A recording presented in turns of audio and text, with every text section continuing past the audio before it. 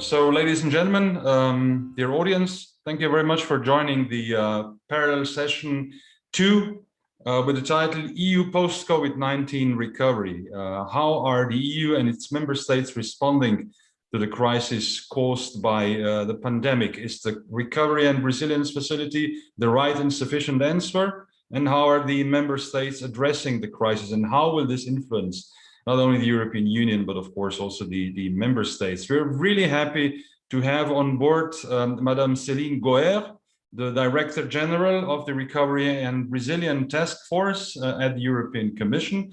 So welcome, well, virtually in Ljubljana. We're really sorry that you're not here.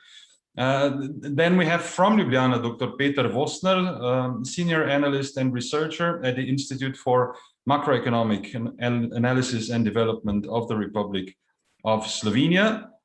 We have in Madrid, Dr. Miguel Otero Iglesias, Senior Analyst at the Elcano Royal Institute. And last but not least, in Paris, Dr. Olivier Rosenberg, Associate Professor at the Center for European Studies and Comparative Politics at the Sciences Po. So welcome everyone. Thank you very much for joining us. And we would, of course, later on try to answer as many questions you would have via the chat function.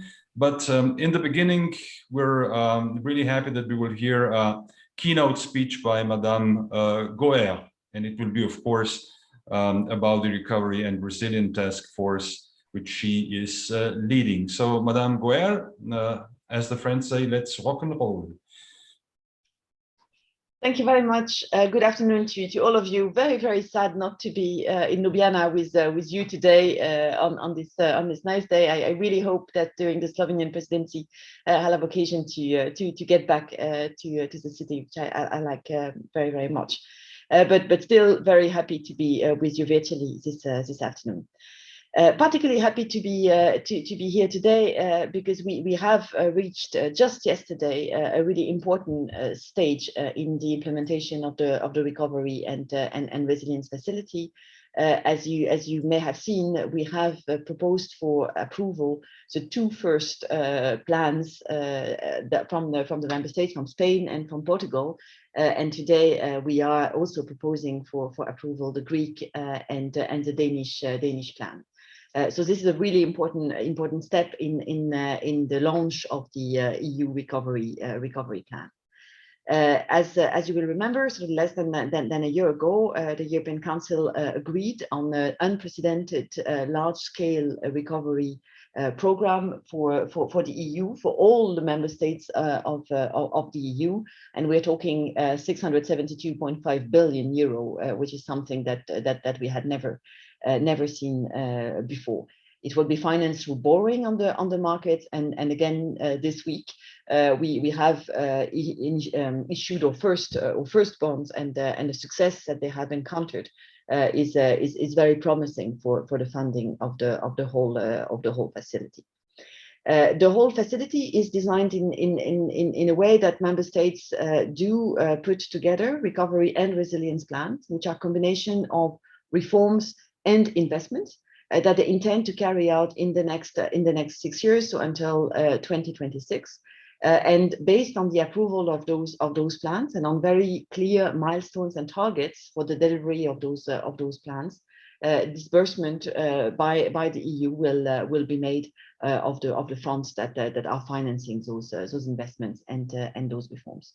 To date, we have received 23 notification from such plans, so only 4 outstanding, and we are then starting processing them one by one, and are hopeful that around 20 of them should be going through before the summer. The objective of the facility is actually twofold, as its name indicates. It's to recover, to relaunch the economy and get out of the economic crisis that has followed the pandemic, but also to strengthen the resilience of our economies and of our societies. And what I thought I could do today, as a matter of introduction to our debate, is really to give a bit of an overview of what we have in these plans and what you can expect to see in the coming weeks. I think I will focus on four dimensions because as all those plans have essentially the four same dimensions: the green, the digital, the social, and then the economic resilience. First on the green. I think the European Green Deal was our EU growth strategy before the pandemic hit us. We had already set very, very ambitious target of becoming carbon neutral by 2050 and of reducing our carbon emissions by 55% compared to 1990 by 2030. When the pandemic came, I think this didn't change at all the urgency of addressing the climate challenge and to direct all the investments, or very sizable amount of investment towards the green objective. And this is why in the facility, in the design of the facility, we have this 37% target for all expenditure to be climate relevant. And when we look at the plans of the member states that are pending before us, I think all of them do that very, very extensively. Not only do they meet this 37% target, but they go in many cases far beyond. Since the Danish plan we are approving today has 59% of expenditure that is climate relevant. So very, very ambitious green initiatives in there. When we say green, what do we mean? We mean a lot of sustainable transport. And we know that transport is not only contributing to emissions very significantly, but also one of the sectors where emissions continue growing. So, and it is a very difficult sector to decarbonize.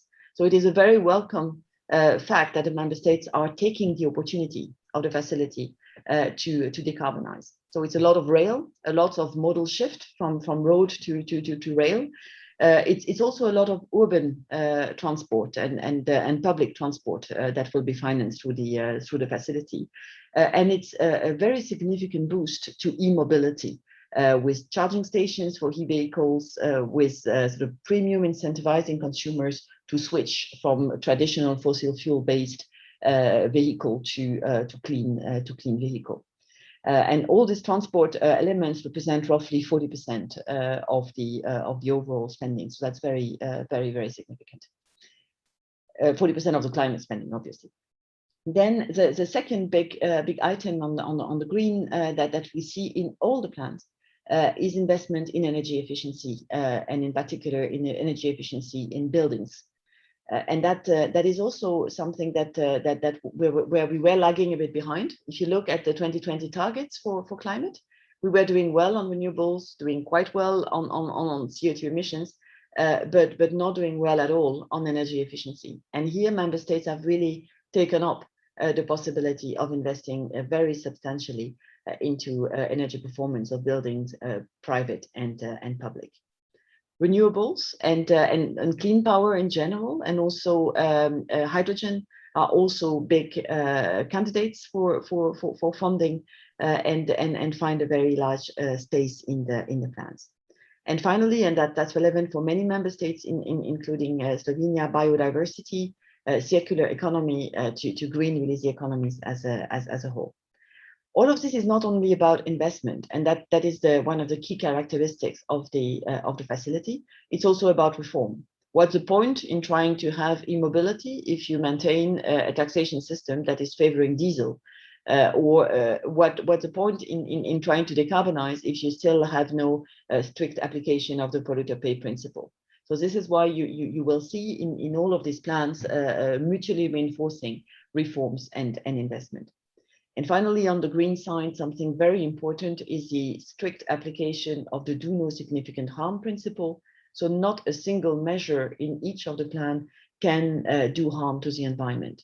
And what we really wanted to avoid here was to reproduce what happened last time after the financial crisis, where the economic recovery was actually correlated with increase in emissions and pollutions. And the application of that principle very strictly is helping us not to reproduce that mistake. So green, very, very strong component for all the plans. Digital is also, well, we always talk about the twin transition. So it was also a very important priority for the EU as a whole. And the pandemic has actually revealed how crucial this is for business continuity, for a continued access to public services, for provision of health services, but also for the resilience and the security of our societies and states. And we have here a target of expenditure in the plan, which is 20% target for all the financing, and which is like for the green, very largely exceeded by most member states. What do we see in terms of investment and reforms? A lot of digitalization of administration, so e-government, including e-justice. And this, again, a bit like for the green, very much linked with reforms. So it's not about digitalization, bureaucratic processes. It's about simplifying processes, helping the business environment, and digitalizing at the same time. So this is really the largest share of investment and reform that we see in the plans. Comes second, but quite high as well, skills. We have seen that skills, both basic skills for the whole population, but also advanced skills are something that is very much needed, and that is increasingly needed. And member states again are taking that up, both in the education system and in the continued training for workers by upskilling and reskilling them to digital technologies. Connectivity, including 5G, is also present in the plan, but a bit less than some would have expected. And there is a very good reason for that. And that very good reason is that the whole approach of the member states and of the Commission was to avoid crowding out private financing. And in many cases, connectivity is something that is well financed through the private sector, because there is an interest for the private sector to simply invest in there and then recoup the investment simply on market conditions.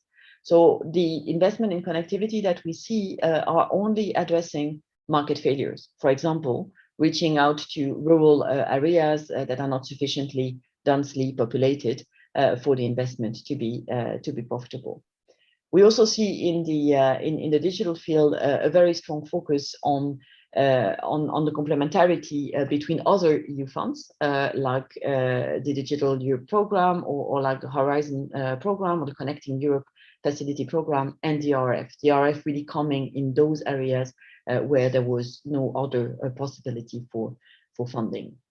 The last characteristics of the digital side of the plan is the multi-country approach. We knew from the beginning that those plans were not the prime candidate for cross-border projects because they're national plans. But 18 member states have actually introduced cross-border or multi-country projects in their design of the plan, in very often on the digital side.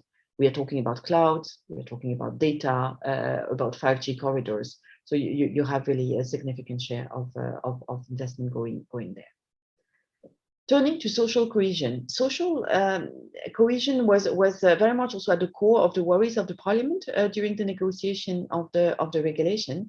And there was a bit of a question on, do we need a target for social? The conclusion of the legislator was no, we don't, because actually social is everywhere. It's not exclusive of green, it's not exclusive of digital. And we indeed see that the social dimension of the plan is very strong. It takes different aspects and very often aims at responding to the country-specific recommendations that were made to the member states in the context of the European semester before the pandemic. And here we see a focus on health, a focus on education and skills, and a focus on the minimum social safety net, which is something that was very much missing in many member states. Minimum income, minimum working conditions, protection of workers. We have very strong measures in that respect, but also social housing, or measures promoting equality in all its senses. Finally, economy and resilience of the economy. Traditionally, in the economic policy governance, this was a very strong focus. Public expenditure, how do we make sure that every euro is properly spent? How do we rationalize the expenditure of the member states and ensure that once the fiscal support that is needed to overcome the pandemic is going a bit down, the member states can find back a sustainable public finance trajectory that will avoid having permanently high level of debt and deficit.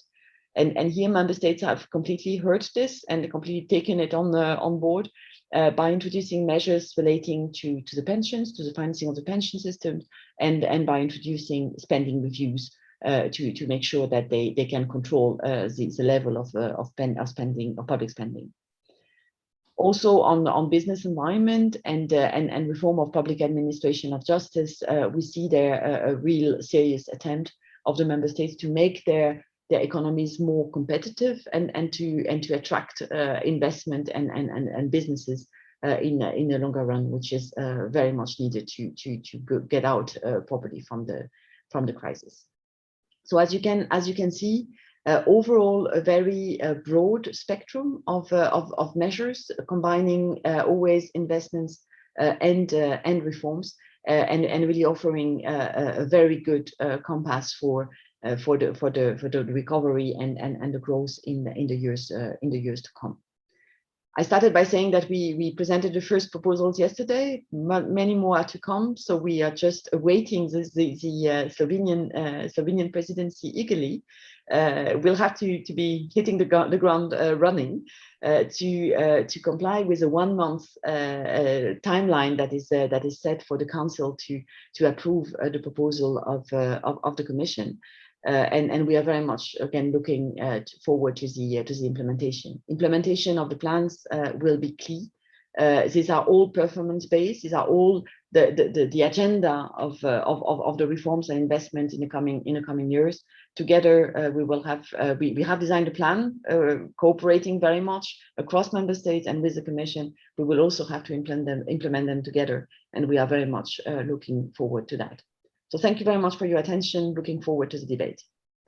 Thank you very much, Madame Goyer. Now, I would like to go in the ABC order to the gentlemen, and with their answers of the question, is the Recovery and Resilience Facility the correct and sufficient answer? And I would like to start with Dr. Otero Iglesias in Madrid. So from your point of view, is this a good plan? Is this a good way to address the crisis?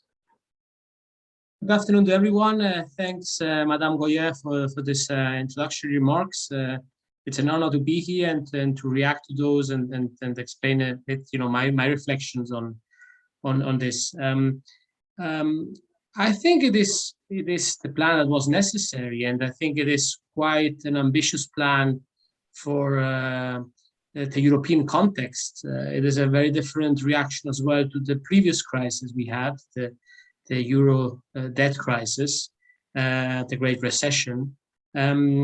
I think, this is certainly will go down in history as one of the biggest public-led modernization exercises or plans in the history of the European Union, right?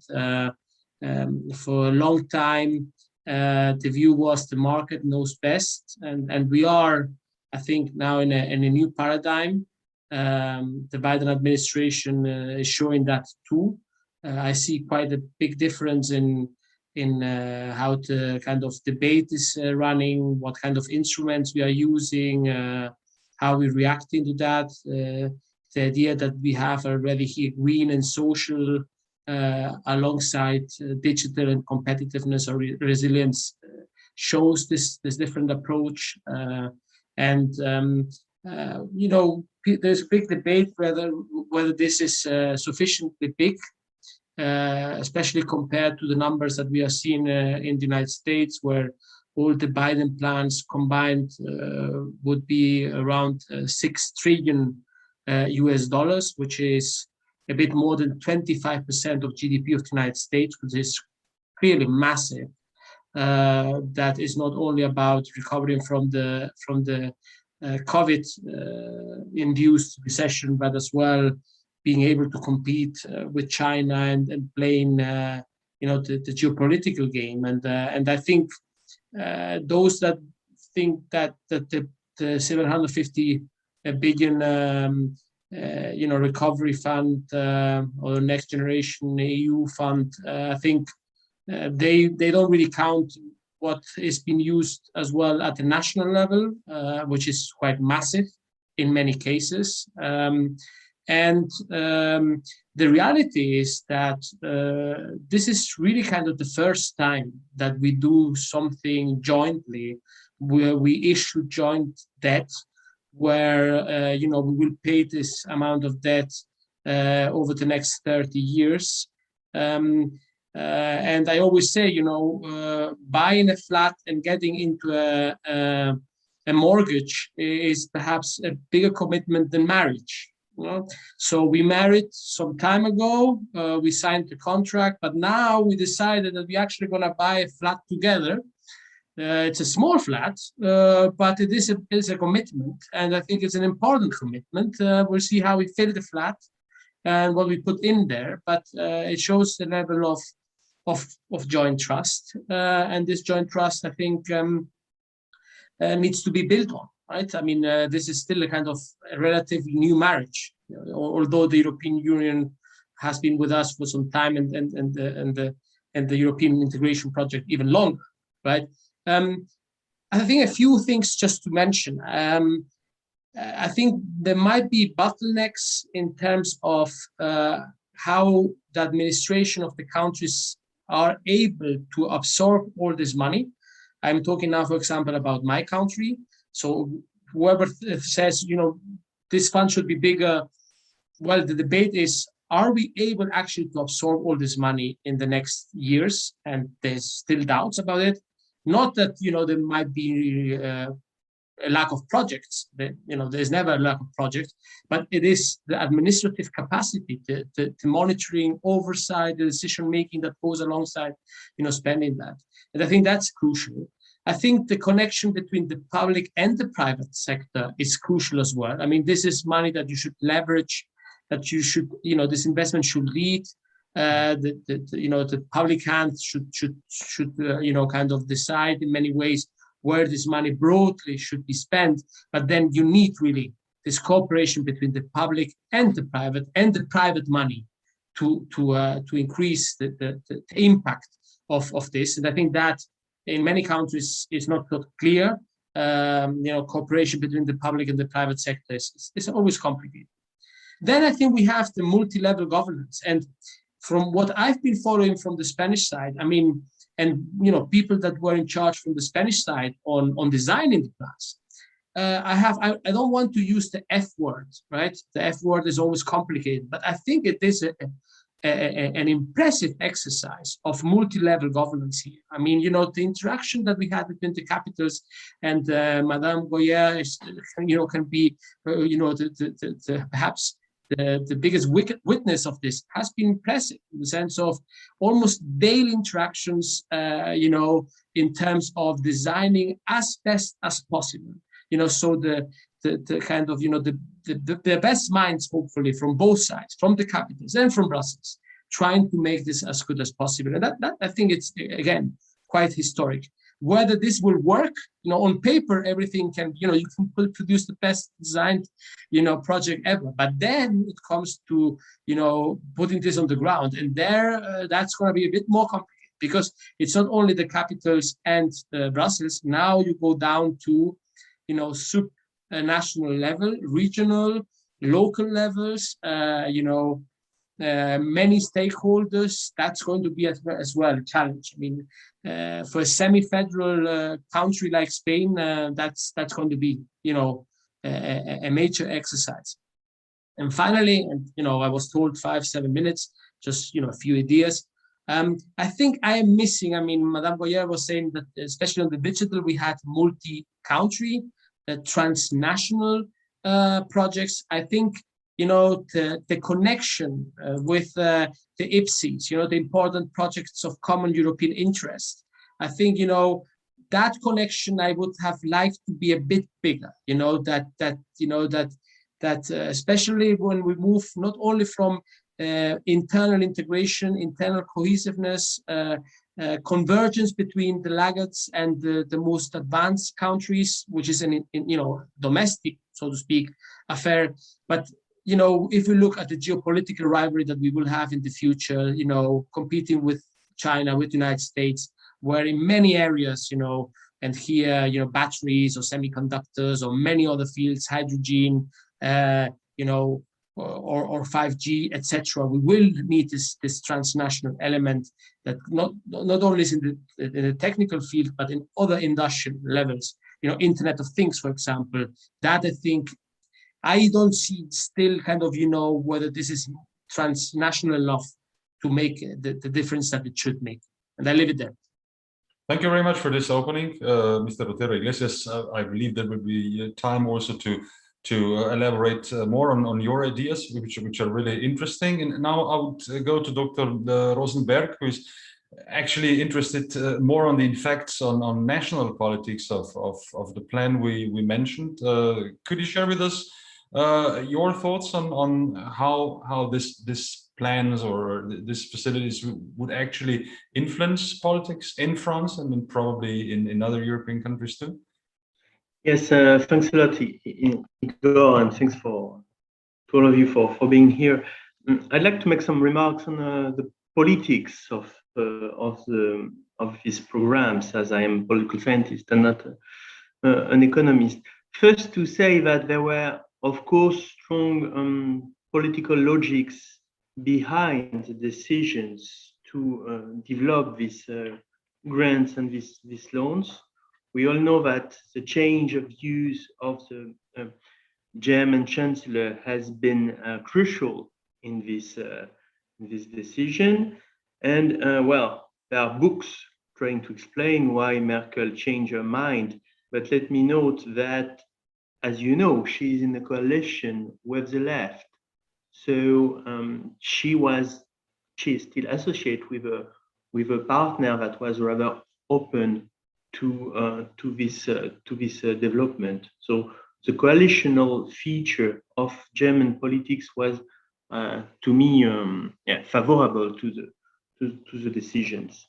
Also, this came with the fact that in France, Macron made a lot of his leadership as a candidate in 2017 and then as a president on the European question, on this commitment towards deeper integration, with, for instance, the speech in La Sorbonne.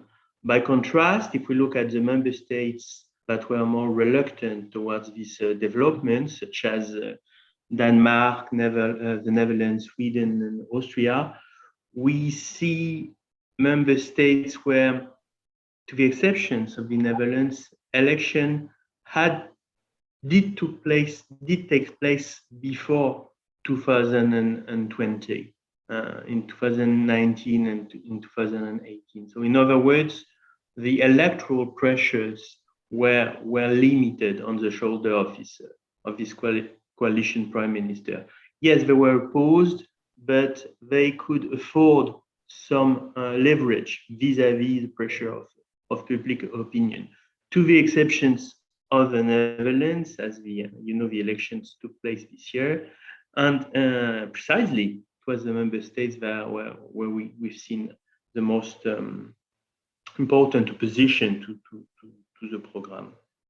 If we take now two other countries that were reluctant on an other key point, which was the respect of the rule of law as a condition for accessing the grants, Poland and Hungary. Well, as you know, they have accepted in the end the procedure that was foreseen, and also the principle of a conditionality of the rule of law for two reasons mainly. First, because they had much to win from this new procedure. I've seen that Hungary, for instance, prepare a plan of 7 billion euros last month, so it's an important amount. And secondly, also because the public opinion seemingly is not following or was not following their prime minister in this opposition to the new procedure. There has been a survey, for instance, by the ECFR think tank in the beginning of the year, saying that one Polish out of two were in favor of the plans, against only 17% of the population that was against. There was a clear support from public opinion. So this is for the politics of the decisions, and I'd like to say a few words also, very interestingly, on the politics of implementation that we've seen for the first semester of this year. There's been country where the preparation of the programs has not been much discussed within the public space, such as my country, France, for instance. Nothing on the news on this, whereas it was a major objective of Macron. Countries where the preparation led to a kind of destructuration of the political system. Destructuration is maybe too much, but some moves within the political system. And Poland offers a good example of that with what happened in April or May. The fact that the two small coalition parties of the majority refused to support the plans, and that the peace government had to rely on the support of the left, of the opposition. So division within the majority, but also division within the opposition, because some movement of the opposition, I'm thinking of women in favor of abortion, for instance, didn't want to have any agreement with the peace party.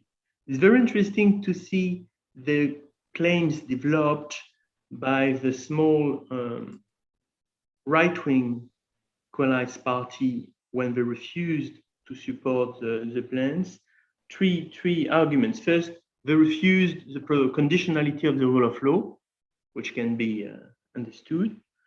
Second, they had some classical Eurosceptic views that they didn't want to build a future European state, etc.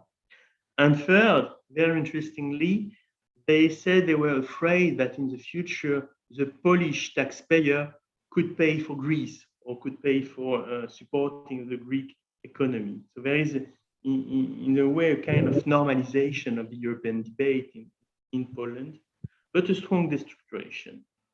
And the last example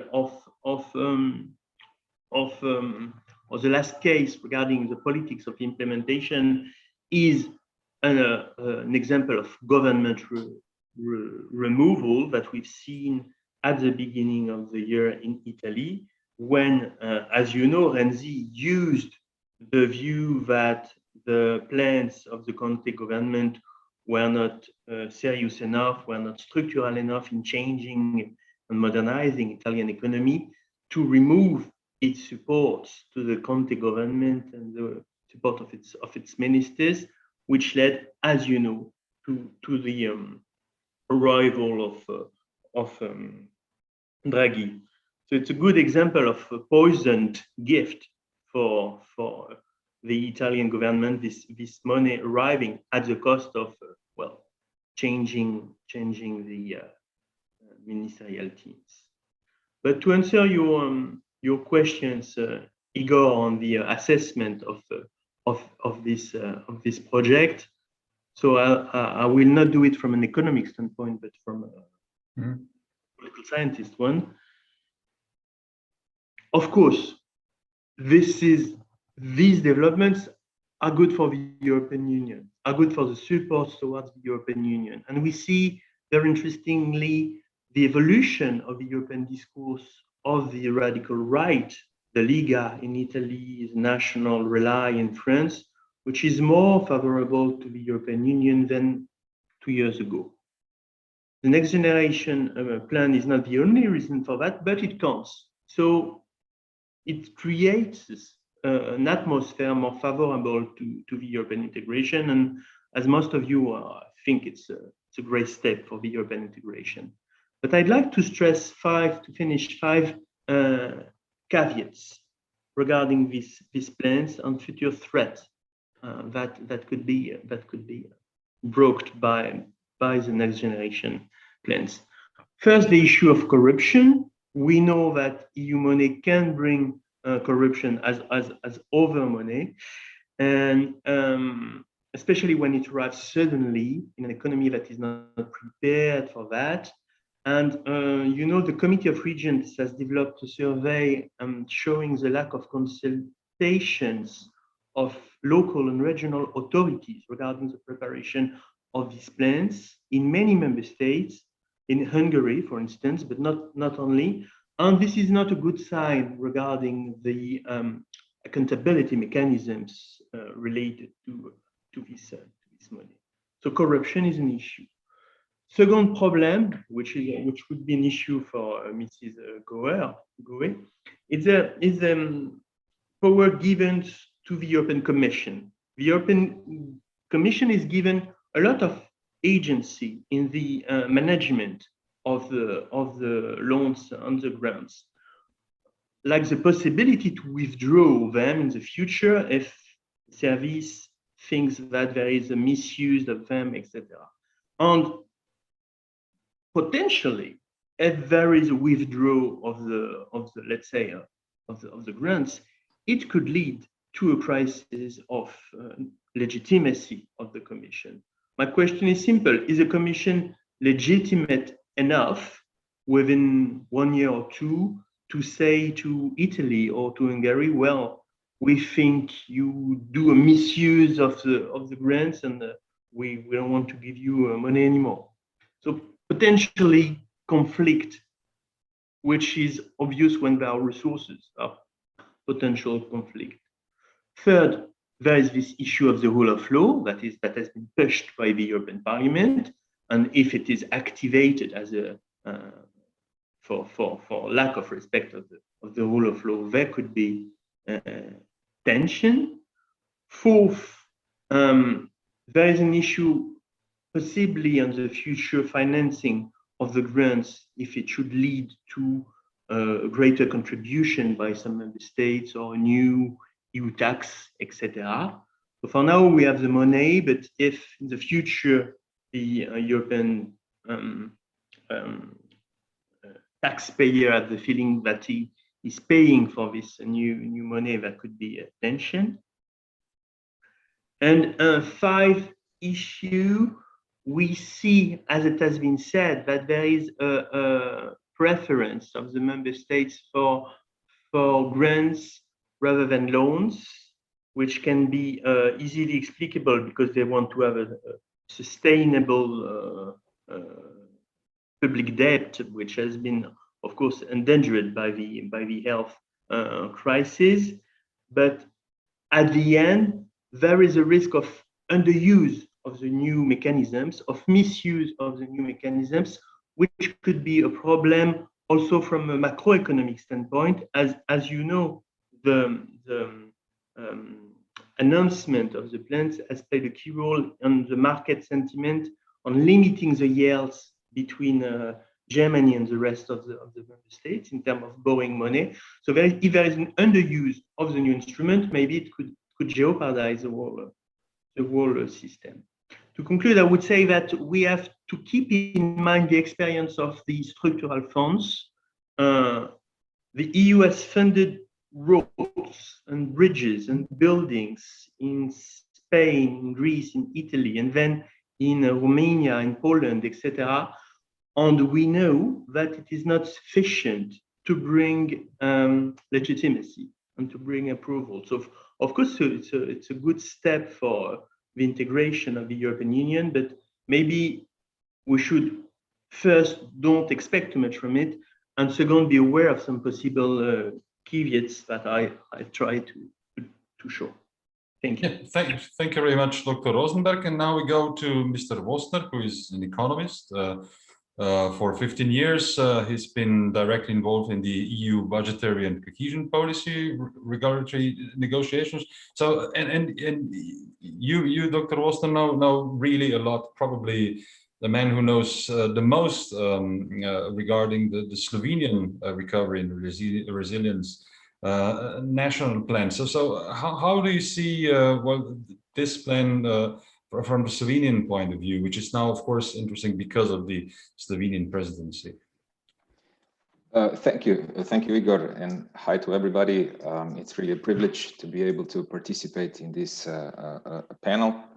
Indeed, I'll take a bit more economic perspective. I'll use Slovenia as an example, but I will be general because I would like to take the opportunity of having Madame Goye here.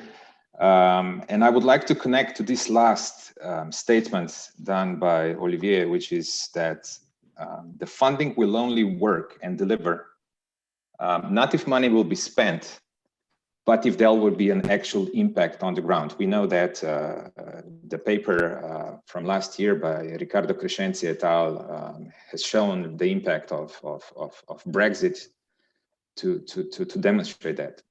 So this is the perspective that I will take here at the institute I work for. I'm in charge for productivity, structural transformation. So this will be kind of the angle from which I will try to assess whether the approach that we're taking, which broadly speaking, I'm very favorable. I think the EU has done its job. To understand my intervention more as a kind of exploration of perhaps what other issues should be taken into account. Now, the way how I would like to approach this is from three perspectives, which is looking at, we know that COVID has triggered the whole process, but the impact was different. And within that, that's the first point. Within that, I would like to look at what really matters in this context. And in the second point, which is here on how that will translate in different regions and countries, given that we have very different capacities, and then I will try to combine these two into what perhaps is the appropriate response, and perhaps what other things should be taken into account. So starting with COVID, and here I'm really positive. The OECD has shown, not just for Europe but indeed for the world, the impact has been highly, even though everybody has been affected. Of course, given the different structures of the economies, the impact that we were expecting was, of course, different. And that is why the response from the EU, given, for example, greater emphasis to the countries that have been stronger hit, of course, makes every sense, and every credit, I think, to the EU Council and to the Parliament and EU institutions, the joint efforts that Miguel was referring to in the beginning. So just to start on a really positive note. Now, that said, I think COVID has really taken over the attention that is now, of course, there are references to green and digital, but I think we need to dig deeper in understanding the mega trends that have been going on before that, and which COVID has only accelerated and strengthened. In particular, the part I'm looking at, especially also as part of my research, is of course the impact of transition to Industry 4.0, the fourth industrial revolution, and with that related transformation of global value chains. Now, what we will do with that will of course depend on our actions. And again, the resilience and recovery facility is something that strengthens the capacity across the board to respond. However, I think we need to ask the question, what are the key issues which will make a difference? And in that sense, the literature, I think, is rather straightforward from science-based literature to literature which looks at what kind of impact or what really matters for investors and multinational companies. And the answer, if you draw the line there, is about the key differentiated factors right now will be knowledge, intangible capital, research, development, innovation, digital transformation as part of, I would consider that as part of this process. And at the end, the key differentiating factor will be the capacity, the quality of the innovation ecosystems, i.e. the capacity of different regions and countries to what I would call, except for those which are really lagging behind, but everybody else will need to embark on what I would call the innovation-driven growth. So just to illustrate what I mean, if we look at, for example, this is a study which was commissioned by European Commission last year and done by McKinsey. It was published in June. we are already seeing that the impact, even if everybody would engage to an equal extent, there will be a much more positive impact in terms of GDP growth in more advanced countries rather than those lagging behind, which is exactly because the capacity to absorb this kind of new technologies, the transformational capacity, if you want, is greater in more advanced countries. Now, this, I would like to emphasize, is assuming that everybody will enter this transformation on equally ambitious and equally dynamic terms, which I think is a really hard assumption, which, however, is key. And here I emphasize not just the ambition, but the speed. This is from another study from McKinsey from 2018, where they assessed what the impact on cash flow on individual companies, depending on how ambitiously and quickly they will engage in introducing artificial intelligence technologies. And what you see is, of course, that we would expect the K-sized, the K-shaped path trajectory, with those who will embark first and really, you know, among the kind of front runners, they can expect a big kind of jump forward. And this jump forward is expected in the next couple, actually, it was expected to happen in the next couple of years before COVID happened, which we know accelerated things further.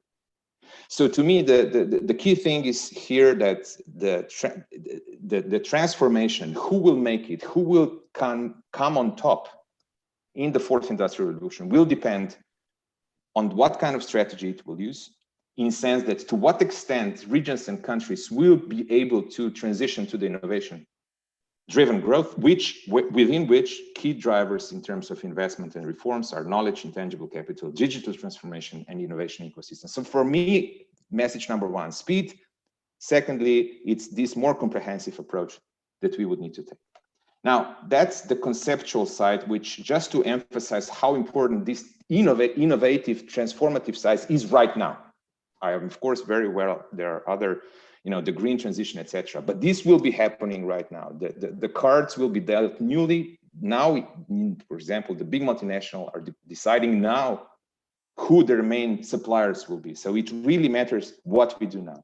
So the question then becomes, of course, what is the different capacity of different regions and countries to engage in this, if you want, international battlefield? And there, of course, there are two issues which have been mentioned already. One is the institutional gap. And that I would go way beyond what was said. I would not kind of address the technical or administrative capacity, which I agree is really important. I agree there are projects, but I would like to go a step beyond that. I would like to, look at the capacity of the government to make kind of forward-looking, comprehensive decisions. And if you look at these two maps, this is from 2021 governance quality index on the right. It's almost exactly the opposite from the industry 4.0 advancement, which is here on the left. The right is here from a paper which was just published from Gothenburg, a team from Gothenburg University. And on the left is an ESPON study, which was published in August last year. And basically, I mean, it's a bit of the Scandinavia here is a bit of it's just an illustration. Of course, should be darker. But if you look at the correlation between the two, it's actually exactly the opposite. So the more advanced you are on 4.0, the less institutional capacity the government or governments in the multi-level government context tend to have. Now, that's something which really matters, because the capacity to kind of this forward-looking, the strategic thinking, it's, if you look at the OECD literature, etc., that really is a key thing to keep in mind.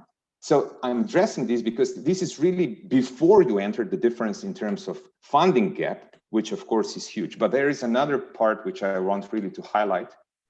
Cohesion policy has been mentioned by Olivier. And that's something that I'm missing, which is that cohesion in number of countries, the resilience and recovery facility is actually a smaller part of the EU funding. And that, I think, is a problem, because the only way to see in which direction countries will go in terms of where they will invest is if you look at this combined. Now, to understand the depth of disparities in terms of funding, this is a picture which perhaps you can take a closer look at. We've published that 2 years ago. This is how much, for example, there is the funding reserved in public budgets for research, technology development, and innovation per capita per year. So the blue is what is in the national budgets, and the orange is if you add cohesion policy funding. So even if you add, and this is I'm presenting this as an entry point in the COVID crisis and the recovery and resilience facility. The difference between the upper third of countries and the lower is 1 to 5, even after accounting for cohesion policy. So the gap in terms of investment capacity is already huge. Now that brings me, of course, now what the right response should be. And here I'm in particularly potentially critical, even though I'm very well aware, Ms. Goyer has said, that minimum thresholds have been set across the board, but of course, a number of countries have overshoot. However, now I've tried to do a bit of an assessment, and I'll also comment on Slovenian case later, but I would like to emphasize that it's a broader issue that I would like to look at. So, the question I would like to ask is, is it possible that we would still, in spite of significant funding for cohesion policy for 2021-27 and resilience and recovery facility, still be seeing widening gaps due to not just funding difference, but also due to institutional capacity difference? Now, this is the way how I see it. If you look at the key message from this graph is, if you look at gross fixed capital formation, so the amount of money which countries have been investing per year for investment per capita, and you assume that everybody, this is the assumption is based on a study from Ronald Berger, which made an assessment how much Europe should invest by 2030, but the absolute amount doesn't really matter. It basically comes down to approximately 180 euros per year that investment should be done per capita. If you assume that, what you see is that the effort of less developed countries should be much greater towards Industry 4.0 just to keep the parity. So the message to me here is that it's not just that we should have a minimum threshold, it's actually that those that are lagging behind, given the importance of transformation in the next couple of years, should actually be overshooting significantly more than more developed countries if they would have a chance to catch up, to really kind of, keep their position in the global value chains. So if we now look at, compared to what we have seen, to the analysis that has been limited until now, but as you know, it's been very popularized paper in Slovenia, the Bruegel paper from a couple of weeks ago, which is corrected this is data corrected for Slovenian wrong data initial. What you see, this is the graph that you see. These are the shares. The blue are the shares of digital in the, I think, 12 or 13 submitted recovery and resilience plans analyzed by Bruegel. So what you see is that actually there is no, what I would say the orange is what we should have been seeing, given how much the countries have already been investing, the relative engagement, if you want, in that direction. And the blue is what we're actually seeing. So Germany, as we know, having significant investment, which I think makes sense because their investment in ICT, for example, is lagging behind significantly. And we are seeing good progress, for example, in countries like Lithuania, which is very close, for example, to what I would expect. 1/3 of funding going towards digital. But there are a number of countries which are actually we should be seeing much more of that investment. So there are actually, what I would like to wrap up with are the following three kind of caveats or suggestions. Now, one, I think,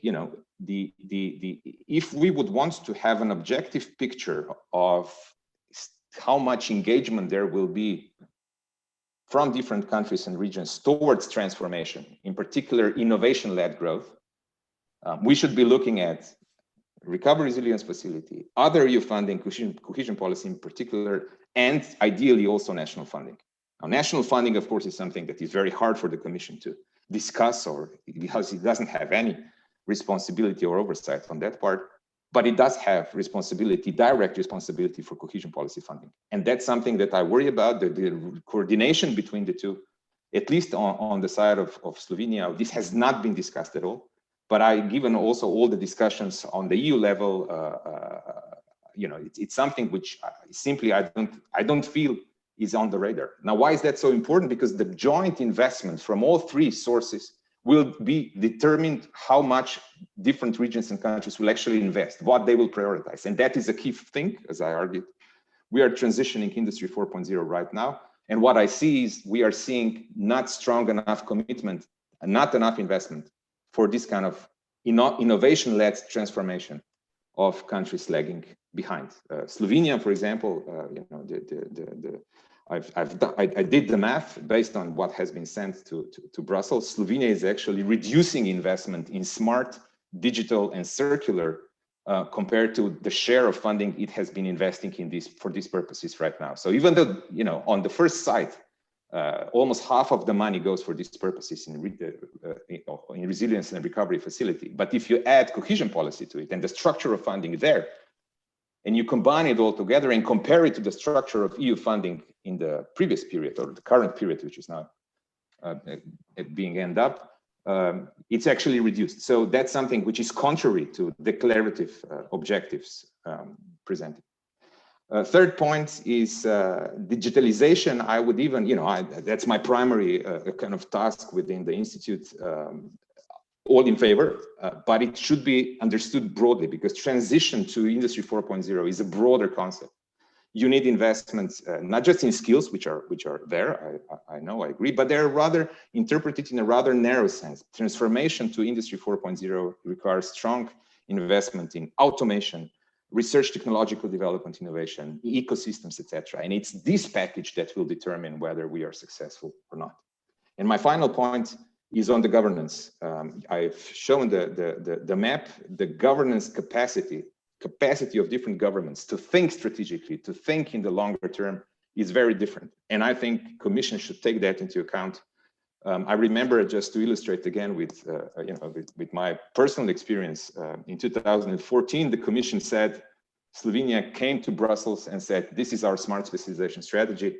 Brussels said, no, this is not what we have been, this is not smart specialization, start all over again. And that process triggered a completely new direction of policy design, the way how we did policy, the interaction with the stakeholders, the way how we prioritize, the way how we connected those priorities with the policy mix. That was changed for one reason, because the European Commission said no.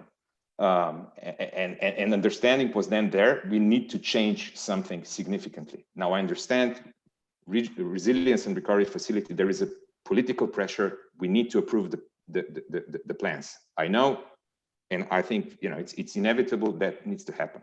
But what should be now perhaps more attention also from the unit that is responsible for RRF, that you look and we look jointly what is expected within the cohesion policy part, and then make kind of complete strategic decisions. Because if we don't, then we will continue the kind of, it's because at the end, the competition is between regions and countries, and it's the relative investments and relative transformation that will determine who will make it. And in that sense, I think it's essential that efforts from lagging regions and countries, including mine, is strengthened and should not be let that we kind of retreat on investment in research, technological development, or indeed digitalization. Thank you very much, Dr. Wosner. And I would like to use time that Madame Guer is still with us. We know that you have other appointments later, but I would like to hear your comments on that. And I would like to summarize all three gentlemen, because I mean, there's a common point. Mr. Rosenberg said, well, does the European Commission has, let's say, the political legitimacy to influence member state governments in implementing the plan? Mr.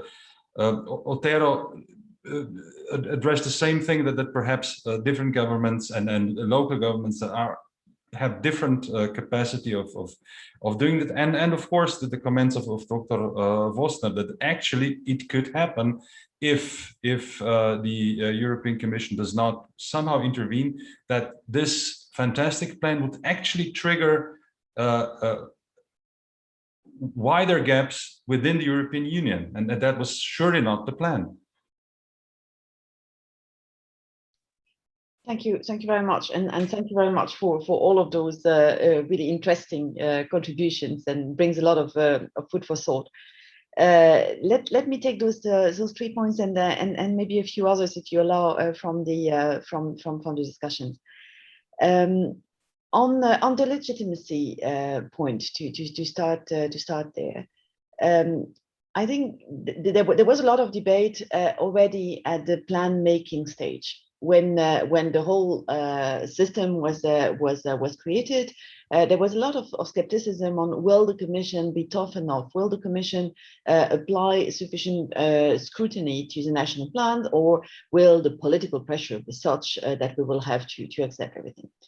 And the way we've gone about it is a very pragmatic and very rigorous approach, taking simply the regulation, which was relatively detailed and clear. Establishing guidance for ourselves and for the member states, as we've published the guidance very early in the process, and having a guiding principle which was equal treatment. Equal treatment doesn't mean that all plans have to be the same, because as you very well highlighted, as in all situations are different, and it has to be a tailor-made exercise. But in the same situation have to be treated in the same way. So equal treatment and fairness across plan was essential. And in going in the dialogue that we've had with the member state in the last 6 months or 9 to 9 months, I think we've seen that it works well. It works really well, and that the plans have evolved considerably compared to the first rough ideas that we saw in the autumn, and that they have all converged with the requirement of the regulation, and do now provide a really good basis. And it has not been a political drama. You haven't read much in the press of any big excitement about that, simply because it's been taken as a very serious and a very rigorous exercise on both sides, and has been really a partnership and cooperation exercise. I would expect exactly the same thing to happen for the disbursement. Everyone expects drama, and I don't think we will have that. We have paid a lot. I may be wrong, but okay, that's my bet for the future there. We have been extremely careful in devising in commenting on the plans and helping member states to devise the plans on the milestones and targets. You know that for each and every reform and investment, as it is a performance-based instrument, and that's different from structural funds in that respect, you have to know exactly what you're going to deliver by when. And this is the combination of the when and what that will allow us to decide on the disbursement. And we've made this milestones and targets extremely objective, clear, and really well understood between the Commission and the member states. So that's why what I would expect when it comes is actually a very sober discussion on both sides. We've pushed to be ambitious, but we've also been realistic on the timeline to make sure that we don't have this kind of drama, which I don't think help anybody. So that's for why I don't think it's going to be a big drama. Then it's not the Commission alone, and that was one of the major changes that the European Council actually brought in the governance of the whole RRF at EU level. That while it is a Commission deciding on the disbursement, it has to have a debate in the Council, in the EFC, so Europe Economic and Financial Council Committee, before the disbursement decision is taken by the Commission, and that in case you have a really strong opposition of one or more member states to the completion of those targets and milestones, the matter can even be referred to the European Council. So I don't expect that to be triggered a lot, if at all.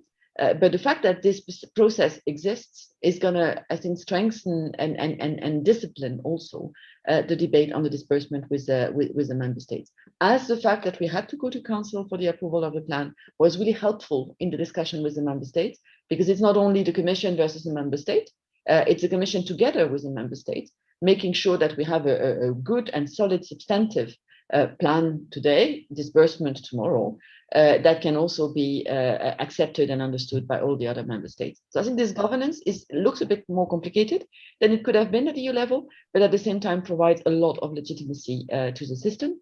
And all of this is also reinforced by the Parliament, The Parliament is extremely active, doesn't have decision-making power on the disbursement nor on the plan, but is really supervising. So the reason why I have to leave you a few minutes early is because the Parliament again has a 2-hour session of grilling me on how all of this is being applied. And I think it's excellent that they're doing that, because it creates discipline and legitimacy in the whole process.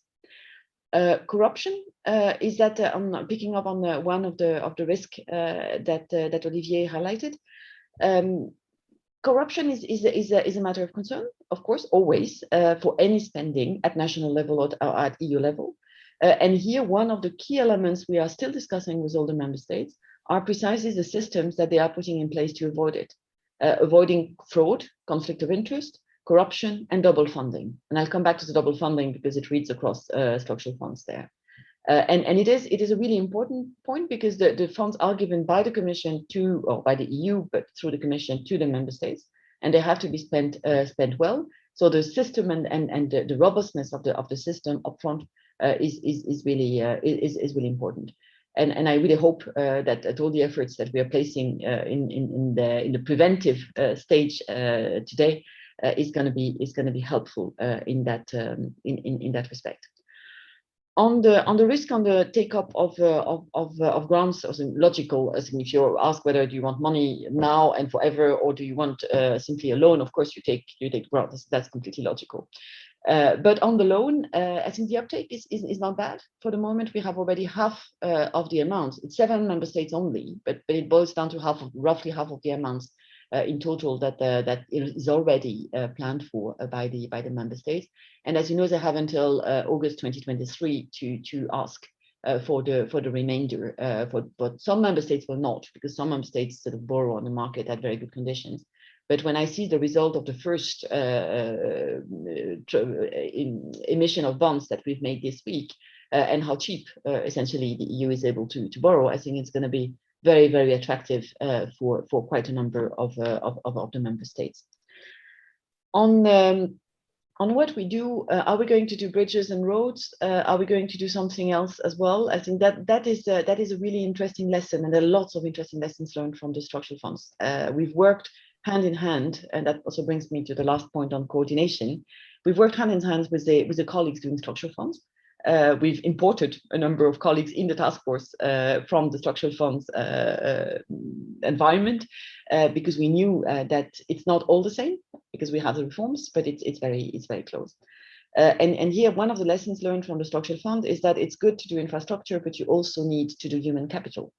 And that's why the focus that we have on skills, on education, but also on dimensions like primary care or long-term care. So not I build an hospital, but I organize through a reform my healthcare system in a certain way, I think is quite promising, and was a good lesson learned from not only regional funds, but also the social fund.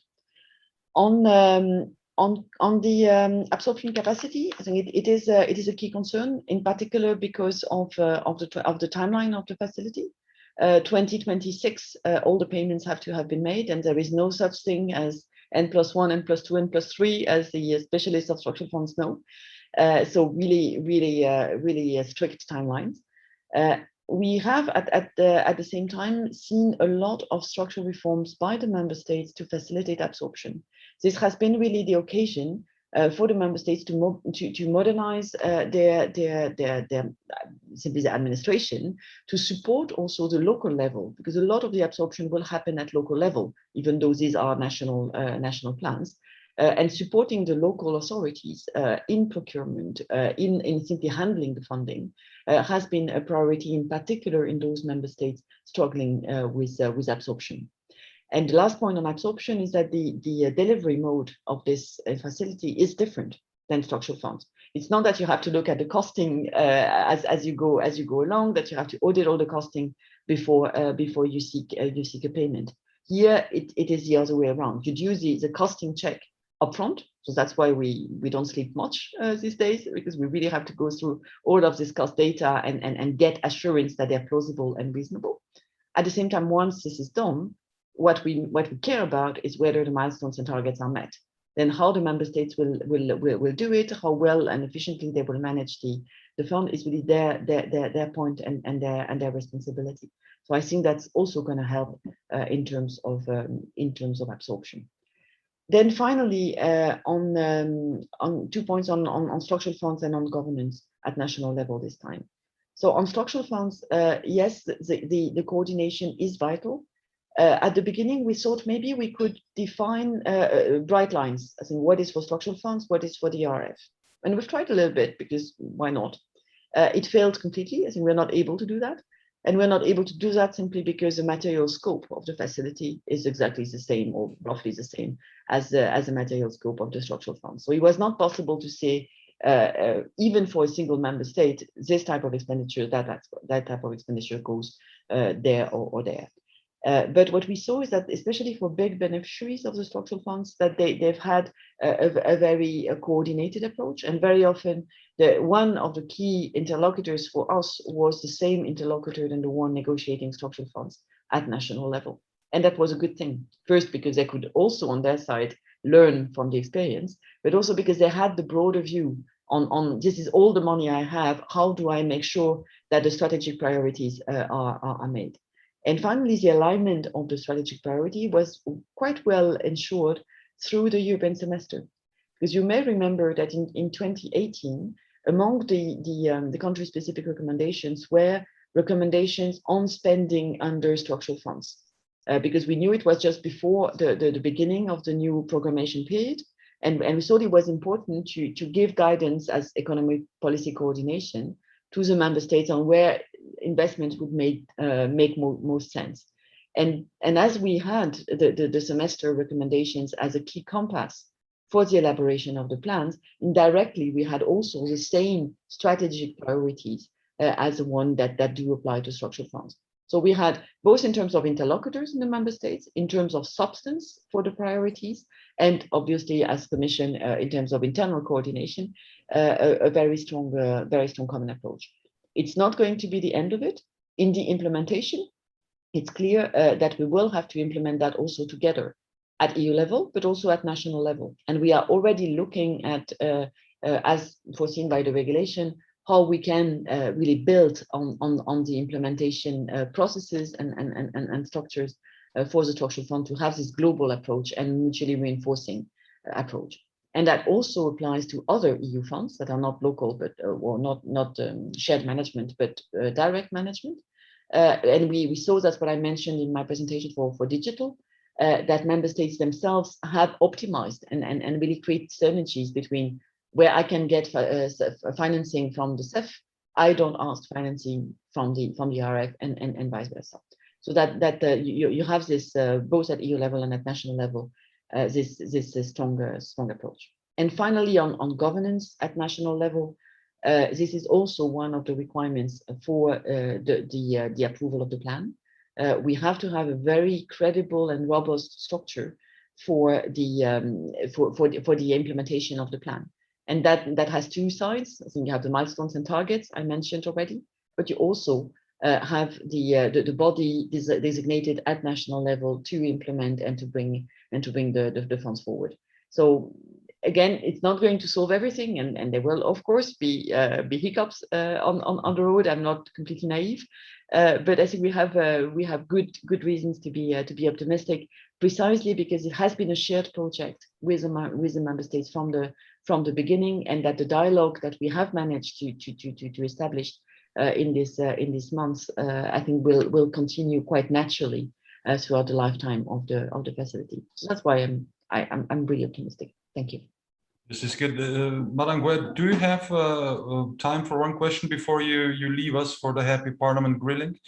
Because I have a question by Mariam Potenashvili, who actually questions the time frame. Is this, I mean, the pre-time frame until 2026 actually enough to make the difference? Well, so it's enough or not. That's what it is. So it is 2026, and it's not going to be anything different, because it is enshrined very, very strongly in not only in the regulation, but also in the regulation underpinning the borrowing of the funds on the market. So it's going to be 2026. Is that enough? I think we have to distinguish investments and reform, and that's what we saw very much in the negotiation of the milestones and targets with the member states. For reform, it has to be enough, yes, because if you want to do, and many of these reforms are enabling reform. I mentioned the absorption capacity. So one of the key things, for example, is reform of public procurement. We have a lot of strong reforms of public procurement in the member states. So that you need to do now, and because you need to do now to make sure that it goes well then forward. And many of the other reforms are quite urgent. If you take labor market reforms, these are a really important one for the growth and for tackling the unemployment. Those ones we need now. Maybe we don't need in 2021. Maybe 2022 is good, but we don't need them in 2026. We need them right now. So for the reforms, we see that they are generally front-loaded. And I think that will be good enough to have 2026. What is more challenging is of course the investments, and there one of the criteria that we've applied in the discussion with the member state was how mature is this project. We've seen very, very interesting say offshore wind farm projects that are just at the conceptual stage. Clearly, very interesting plan. Something certainly to be pursued, but not with this facility, because it is not within time frame. And if you were to put it in, then the only thing you would safeguard is a problem towards the end of the spending period. But you have a lot of needs, and I mentioned renovation of buildings and energy efficiency initially. I think these things are relatively quick to put in place, generate a lot of local jobs immediately. And the savings are, of course, on the longer run, and the impact is a lasting impact on the longer run. But what you need to do, that you can do right now. So the selection process of the investment was quite crucial. We still have a bit of a risk that a lot of the delivery will take place in 2025, and that we will have to make sure that they stay on track. But that's why we really see this implementation period as a continuous dialogue with the member states, to be able to adjust and retarget as we go along and avoid a problem towards the end. So it is really a chance, I think, also to have a decisive macroeconomic impact right now, and not simply to spread thinly funds over a long period of time. Okay, thank you very much, Madame Goer, and I hope you will enjoy your time in the EU Parliament. So thank you very much for your time, and best of luck. You'll have a lot to do in the years to come. So that will be interesting. Thank you. I have a question for Dr. Otero Iglesias, because there's a really interesting part of your CV that you're also a research associate in the EU Asia Institute. And a coordinator of a European think tank network of China. Because you mentioned the, let's say, US recovery plan. How do you see the European approach, vice versa, the let's say Chinese approach, which is a little bit different because China was not so heavily affected by the corona crisis? Well, first of all, I wanted to say that I discovered that the time in Madrid goes much faster than in Paris and in Ljubljana, because my 5-7 minutes, were not much shorter than those of Olivier and Peter, I have to say. So I'm not gonna feel the time I had. I want as well to be short in my answer to you, and I have to say you used your time very well. So yes, well, I hope I can use my few minutes that I have to answer your question. But I just wanted to say that at 5 o'clock I really need to go. Just okay, I think we have. We understand that. Yeah.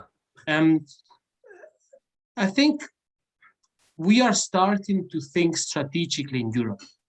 We are at the embryonic, and for someone that has been looking at China for the past 10 years, we've been always saying, look, if we don't really think strategically, mid to long term about many aspects, and if we don't combine our economic analysis with our political, international relations, foreign affairs, perspectives, we will be in trouble. And I think Brexit, Trump, COVID, over the past 10 years, we have realized that we were having difficulties in thinking strategically in terms as well of industrial policy. Industrial policy was banned, essentially.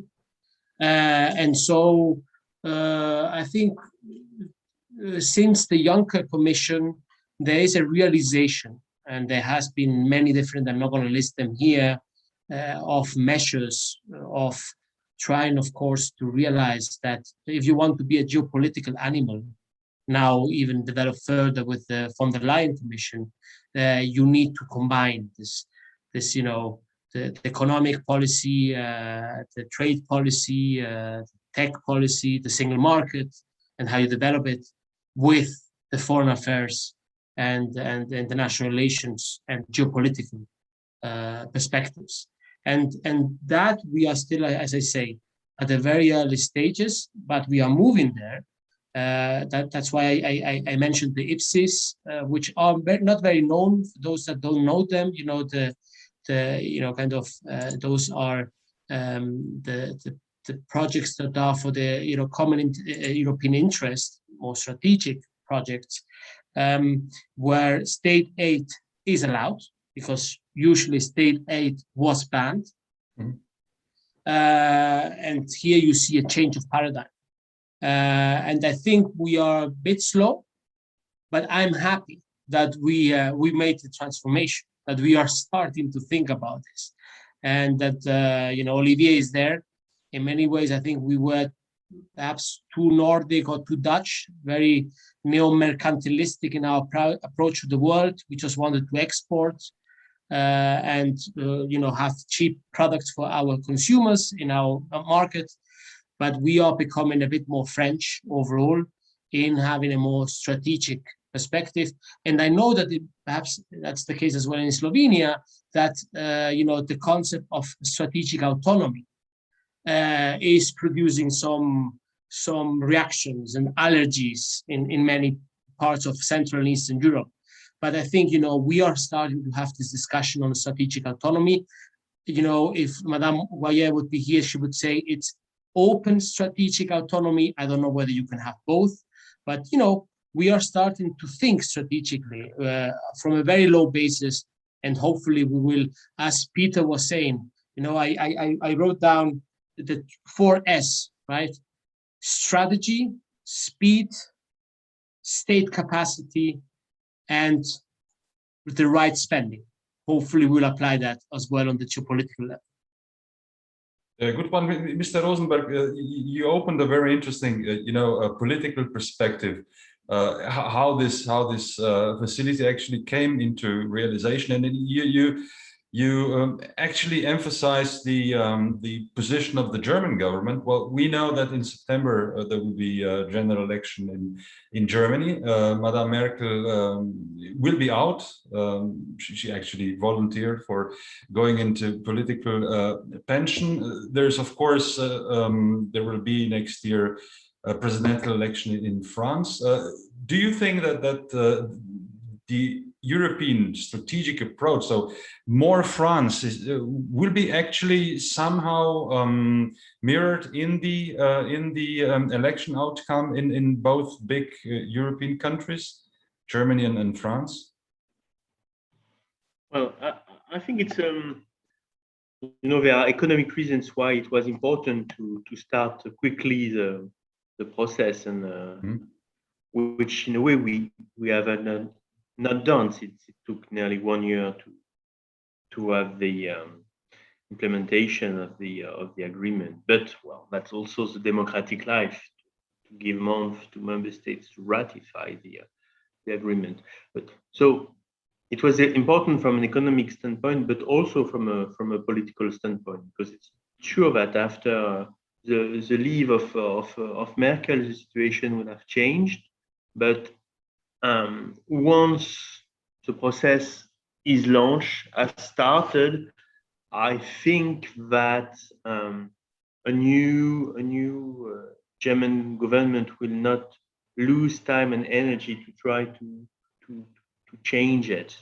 It was very important to have Merkel to change the mood of German decision makers, but I'm not concerned over the short term in the future regarding Germany developments. Regarding France, so the second most influential member states, to say so, well, here the possibility that the country would be led by the radical right next year is not absurd. It's a serious possibility. I'm not saying it will happen, but something that should be integrated. As I said quickly, very interestingly, you see that the French radical right has moved on the EMU, has moved on the general view about the primacy of EU law, etc. So in the hypothesis there, where they will be in power, well, we can expect some moderation on this aspect. I guess that the priority of a radical right French president regarding the EU agenda would be on the relation with Russia, on the migration issue, on the rule of law issue, and less now on the economic aspects, as it is a matter of credibility for them, and also as this kind of development, like the next generation EU, well, there is not in itself an opposition from the radical right to it. My last question would be regarding Italy, because it's also a crucial member due to its, let's say, economic situation. And you mentioned that actually the decision to tackle the crisis in this matter actually changed the government. So what is your view on the prospects of Italy when it comes to that? Well, my view is that the size of the coalition government, of this new coalition government, is exceptional, uncommon, and well, for that reason, should end in the coming month. Well, we're used to coup de théâtre regarding parliamentary politics in Italy, so I don't take much risks saying that, but to be more clear and more concrete, I think that in the future, La Liga will have an interest to leave the coalition and to appear as an opponent, opposing the government among other issues on the EU agenda. So it's true that the Liga is less Eurosceptic than it was 1 or 2 years ago, but I think it's temporary, to be clear. And my last question goes to Dr.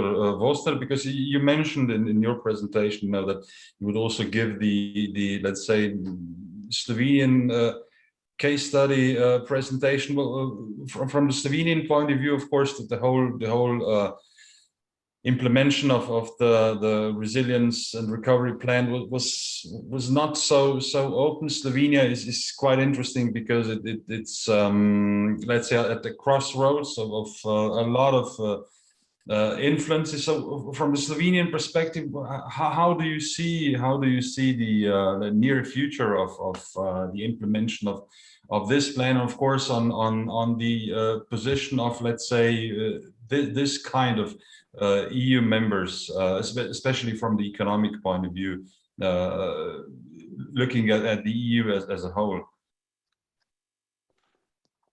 Well, first of all, you know, it's very clear also from the answers from Ms. Gueye that she said, actually, you know, we are looking at formal conditions set, and we will have equal treatment and fairness in that sense. So recovery and resilience plans will be approved, period. So the question is whether there will be anything different on the cohesion policy side as far as countries, cohesion countries are concerned. Just a comment on RRFs. Madame said that there was no drama and that there is legitimacy because the Commission was closely engaged in partnership and dialogue with the member states. As a citizen, I still don't know on the 17th of June what the position of Commission is. I do not know. We know there were 39 meetings between the government and the European Commission, but we have no record or indication what those meetings were about. So this is even before we enter the discussion how the dialogue was conducted on the national level, and that's something that where I would question whether there indeed we can expect across the board, I mean across the EU, those plans to be really legitimate. However, that said, it's clear that it's responsibility of the government, and the plans have been submitted. Now, on your question, what I expect at the next steps, what I was answered is basically that they were looking at coordination in sense of demarcation. What should be financed from one or the other source, which I'm completely in agreement that there should be no demarcation and that should be something where countries should decide on their own, clearly. What I did say, though, is that we should look at strategic, what is prioritized, how much funding will go for each purpose. And in our case, for example, if you look at RRF, the digital part is at the absolute minimum of what is allowed. And exactly the same on cohesion side.